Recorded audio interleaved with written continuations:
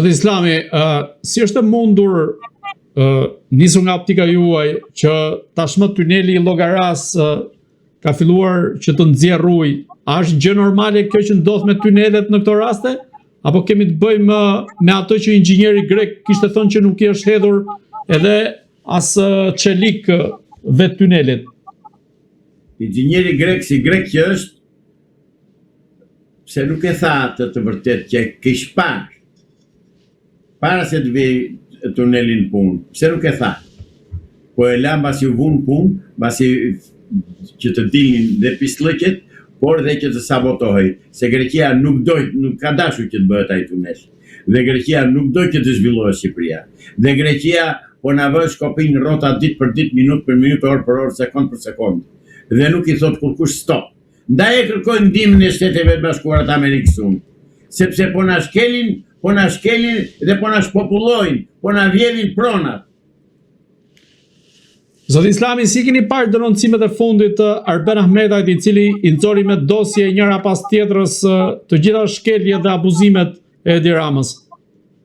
Shiko, Arben Ahmetaj,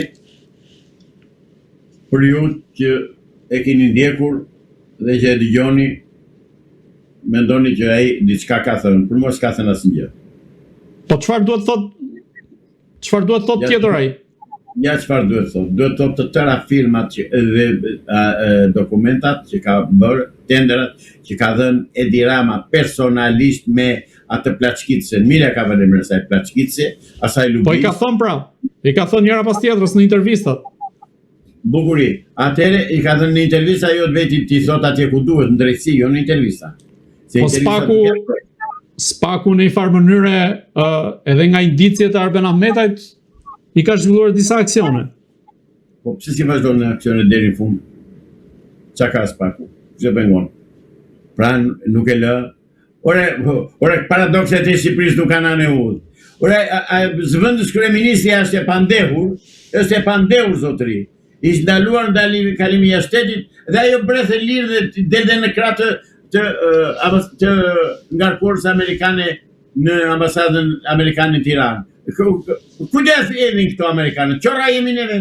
Jo më mështesin ata, pik. Ndryshe zonja Nensi sot, ose dje kur ka dalë me atë zonjë në krah, thos të lutem, unë nuk ri në krah, nuk mbaj në krah njerëz që janë të akuzuar nga drejtësia. Jo e mbajnë ata pa dhe thonë të rritëm. Dhe të vi keq që them unë kështu. Dhe të më vrasën fundit.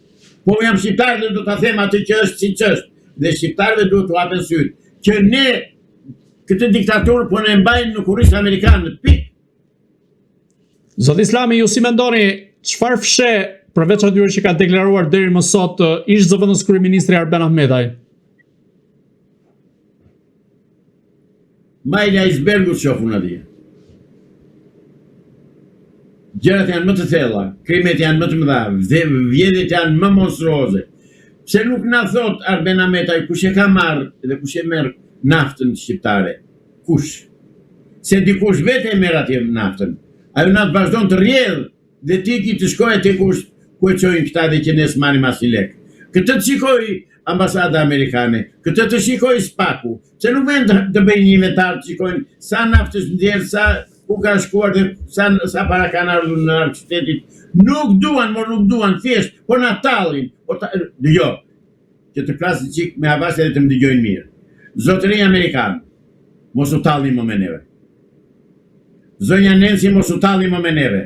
Bollu tall, ne nuk kemi ku dalli. Ne jemi të pafuqishëm se s'kemi njeri tjetër në këtë botë. Edhe ju për na linin baltë. Sepse nuk shkoni të kërkoni ku po shkon nafta shqiptare. Sepse nuk shkoni të kërkoni pse çmimet e naftës e të karburantit në Shqipëri janë më të rënda 40 deri 50% më të shtrenjta se sa në vendet rreth rrotullave Malzi, Kosovë, Maqedoni, Greqi. Këtë të shikoni. Këtë të thonë të kërkoni llogari kësaj qeverie pse nuk subvencionon bujqësinë shqiptare që naftën fermerëve t'u jap me 30% të vlerës, atë që bën greku, atë që bën serbi, ne zonja Nensi na keni dënuar me vdekje me këtë qeveri. Prandaj ju lutem shumë, hapini syt. Hapini syt. Askush nuk u flet si unë, se shqiptar pjesa më e madhe që kanë servil, unë nuk jam servil. Unë më mirë pranoj të vdes në këmbë, po jo të rroj në gjunjë. Sot Islami, a mendoni se Arben Ahmetaj duhet vinë në SPAK që të denoncojë të gjitha aferat korruptive të qeverisë së kryeministit Edi Rama? Jo, për mua Arben Ahmetaj duhet të shkojnë në FBI-n amerikane dhe të jap atje të gjitha informacionet që ka. Jo në SPAK. Por edhe këtu këta e din veka si i bëjnë pastaj. Si që bën atë lalu sherin. Pe që bën eri të, e bëlligojnë eri, s'flet më. Si mendoni, a mund ta bëjë një gjë të tillë Arben Ahmetaj që të bashkëpunojë me autoritetet amerikane për të denoncuar akoma më shumë aferat e qeverisë së kryeministit Edi Rama? Jo, nuk mund ta bëj, sepse veti përzira. Nuk është i pastër vet ai. Atë mund ta bënte po të i pastër vet, po s'ka si të ishte i pastër. Atë që e lëshoi dhe që e la Edi Rama të ikte, e la sepse ai nuk ishte bashkëpunëtor në vjedhjet dhe në grabitet që po bën Edi Rama me Balluke. Kështu që e la të ikte. Pa menduar që ai do t'i nxirrte lakra të shesh. Dhe ai ka nxjerrë vetëm ato që di, ato që ka bërë Edi Rama me Balluken ai nuk i di. Dhe s'ka si t'i di. Dhe ato duhet t'i zbuloj dhe t'i denoncoj FBI amerikane dhe oficerët të BKH-s shqiptare që të venë në Amerikë t'i marrin dokumentat, jo këtu. Këtu, po erdhi këtu Arben Ahmetaj, i tha, i kanë rrëmbyer vajzat, tentuan t'ja rrëmbenin, i kanë bërë 501 poshtësira, 501 provokacione, të tëra ja kanë bërë.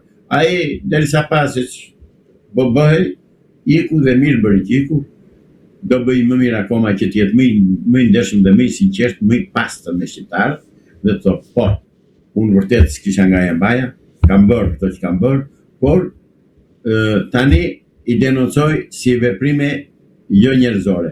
Unë një rast që kam pasur me Arben Ahmetaj do ta them ta dinë gjithë. E di dhe ai.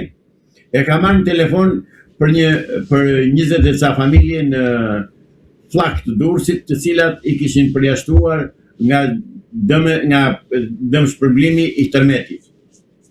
Dhe ai në moment mori në telefon dhe zgjidhi problemin tek prefektura e Durrësit. Këtë ja di për një veprim të një zyrtari të përgjegjshëm për karrikën që mban. Më tutje nuk e njoh dhe nuk dim shumë për ta. Zot Islami, si e shikoni veprindarinë e SPAK-ut tani e tutje me zgjedhjen e kreut të ri? A mendoni se do të kemi goditje në radhët e larta duke qenë se Jo, mos e vazhdo më tutje. Ky është prokurori i falsifikimit intelektual, zotëris, presgjë nga ky unë. Ky është prokurori i babatakut me çantë të zezë që vajtje dhe plaçkiti zyrat e tatimeve. Jo, zotëris, presgjë nga ky unë. Po ai sa ka marrë detyrën? Dhe ta ketë marrë, nuk del dot nga partia i, harroj. Vetëm nuk bëft ndonjë çudi e madhe, në rënd ndonjë meteor, se ndryshe jo. Zot Islami, Shtetet e Bashkuara të Amerikës po përgatisin një projekt ligj sa i përket goditjeve në nivelin e liderëve autoritar, konkretisht për rajonin e Ballkanit. A mendoni se do preket dhe Edi Rama nga ky projekt ligj? Edi Rama u thash për të disa të herë. Edi Rama mbrojtjen e ka në Amerikë se ka këtu. Dhe Edi Rama në Amerikë e mbrojnë njerëzit e Megonigallit. Edi Rama në Amerikë e mbrojnë njerëzit e Bidonit. Edi Rama në Amerikë e mbron Komiteti 300-ve, e mbron Illuminati, e mbron Rothschildi. Ndaj nuk ka që bën dhe Donald Trump dhe asnjë. Ose po kanë që bëjnë po kanë mundësi dhe të arrestojnë, dakor. Ka zëra se në 20 janar ai do të udhtoj drejt Shtetet Bashkuara të Amerikës për të pyetur për dosjen e Charles McGonigal. A mendoni se ky mund të jetë fundi i Edi Ramës në karrierën e tij politike, apo thjesht mund të pyetet për rastin ose si person që ka dieni? Këto janë zëra, po janë dokumenta zyrtare. Se zyrtarisht s'është thënë gjë. Jo, zyrtarisht ende nuk ka një konfirmim nëse do të udhtoj apo jo, por edhe pse gazetarja që dha këtë lajm është gazetare me personalitet dhe unë e njoh mirë, e njoh dhe nga afër, dhe është vajzë serioze, tha që do ndodhë kjo, por nuk e di sa të dhëna ka dhe sa dokumenta disponon fakte që kjo të jetë vërtet. Por pak besim kam se ai do shkojë dhe do jap llogari. Kam thënë dikur se kisha besim që po të shkonte në Amerikë ai nuk do kthehej, më do mbahej atje. Po, Tani më është lëkundur ai besim, sepse nuk shikoj asnjë veprim të Amerikës lidhur me detyrimin e SPAK-ut që të zbatoj ligjin në Shqipëri.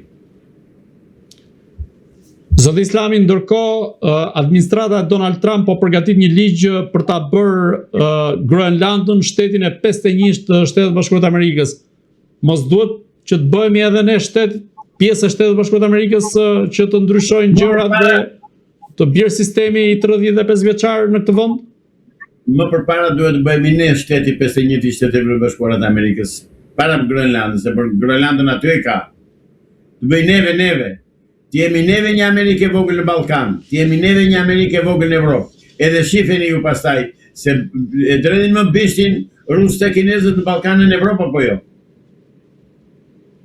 Çfarë mund të ndodhë në këtë rast sipas jush? Bëhemi ne pjesë e Shtetit Bashkuar të Amerikës, e Federatës Amerikane? Për këto të bënjeri as kokën nuk thejnë bile nga Afrika. A them unë. Dhe Groenlandën Amerika është vonuar që ta marrë, se sa e ka. S'ka punë Evropa 3000 sa kilometra larg Groenlandës në krahasim me Amerikën që ka në derë të shtëpisë Groenlandën. Groenlanda në fundisht e amerikanëve, është Amerikë amerikanëve. Dhe Amerikën do ta komandojnë amerikanët, është zonën e tyre influencës, janë ndarë gjërat.